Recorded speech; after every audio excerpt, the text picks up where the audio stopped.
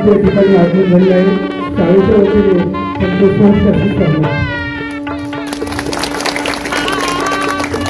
आज सत्राचे पूजन आणि प्रोटेक्शन त्या ठिकाणी आपण शिवरायांमध्ये भरलेलं आहे. आपल्याला निमंत्रित केल्याप्रमाणे विनंती करतो की त्यांनी या ठिकाणी त्यांना विनंती करतो की त्यांनी छत्रपती शिवाजी या कुंदेंदु तुषार हार धवला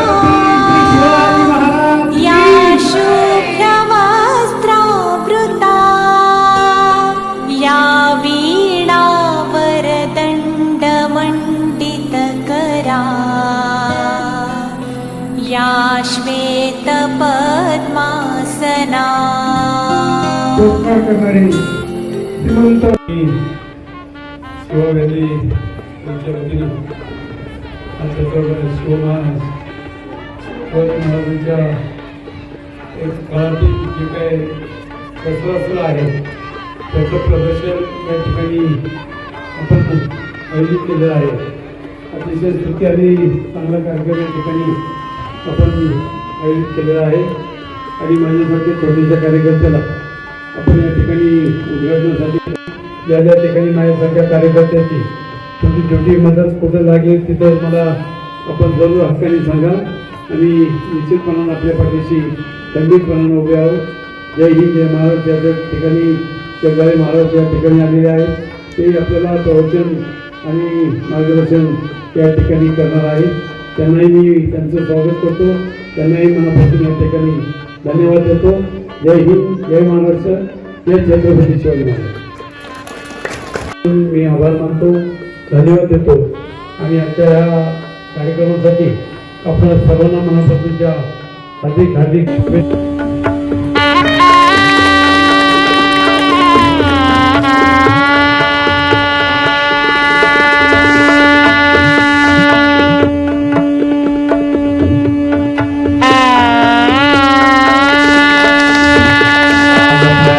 शिववल्ली स्कूलमध्ये छत्रपती शिवाजी महाराजांच्या काळामध्ये अस्सल युद्धामध्ये वापरलेली सगळी शस्त्रास्त्र आम्ही आलेली आहेत.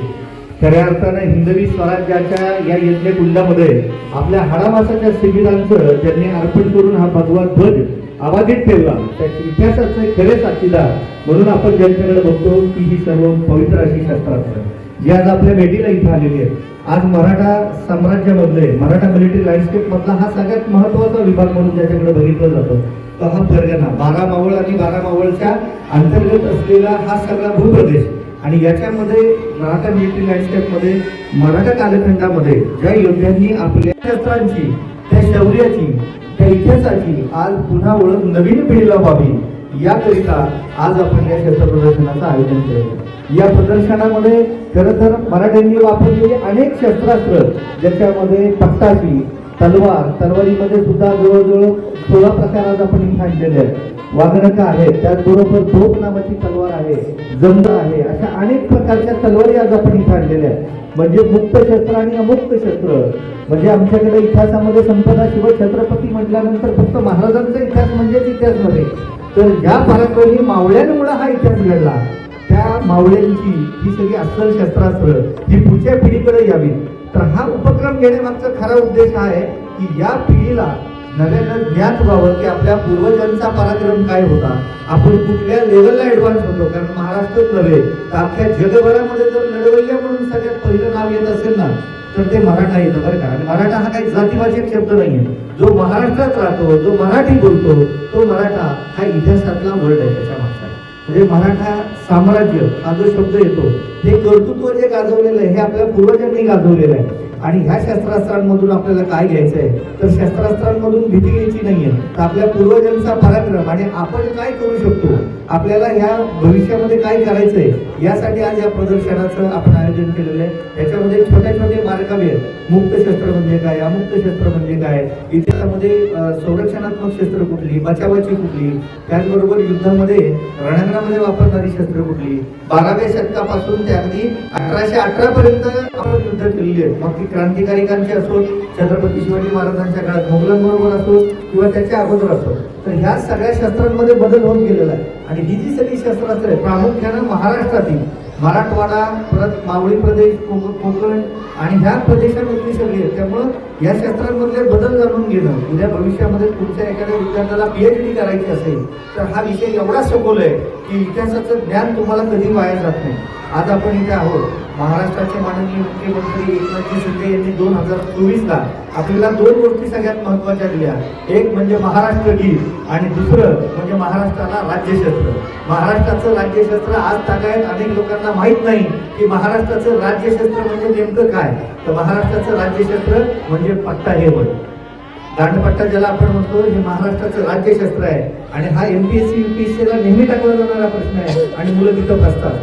इतिहास हा नुसता आपल्याला काही शिकण्यासाठी नसतो, तो आयुष्यभर आपल्याबरोबर चालत असतो आणि या इतिहासाचं ज्ञान आणि प्रगल्भता आपल्यामध्ये वाढावी. छत्रपती शिवाजी महाराजांनी संस्कार आपल्याला लाभावे या पाहिजे ते आपण आज इथे आणलेले आहेत.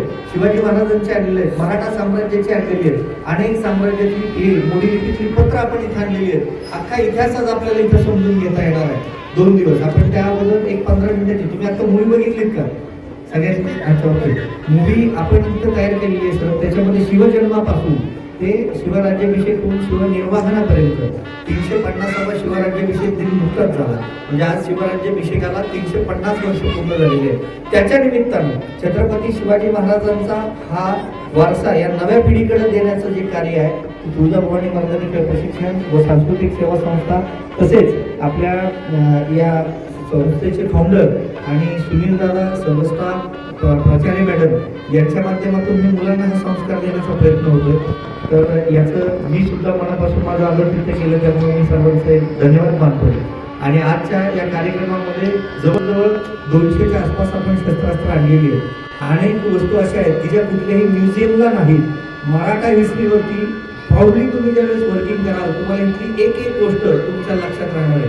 मी फक्त एक छोटी गोष्ट सांगितली की महाराष्ट्राचं राज्यशस्त्र काय, अशा अनेक वस्तू आज तुम्हाला कळणार आहेत की ज्या कुठल्याही म्युझियममध्ये पाहता येत नाहीत. मला बोलण्याची संधी दिल्याबद्दल धन्यवाद. जय शिव.